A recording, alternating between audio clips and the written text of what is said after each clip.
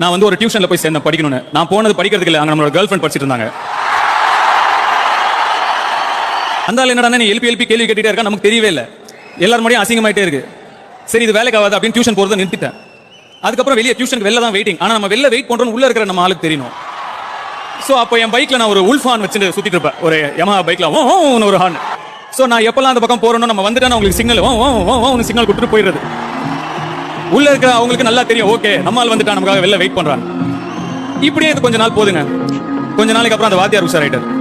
எவனோ ஒருத்தன் வெளில இருந்து உள்ள சிக்னல் கொடுக்குறான் அப்படின்னு அவருக்கு தெரிஞ்சிருச்சு. ஒரு நாள் அவர் சொல்லியிருக்காரு, இப்போ உள்ள உட்காந்து எல்லாம் படிச்சுட்டு இருக்கீங்களே, நீங்க எல்லாம் நல்லபடியா எக்ஸாம் எழுதி டிகிரி வாங்கி ஒரு ஆள் ஆகிடுவீங்க. வெளியில ஒருத்தன் ஓன் சவுண்ட் கொடுத்து சுத்திட்டு இருக்கான் பாரு, அவன் நடுத்தெருல கூத்தாட தான் போறான்னு சொன்னாராம்.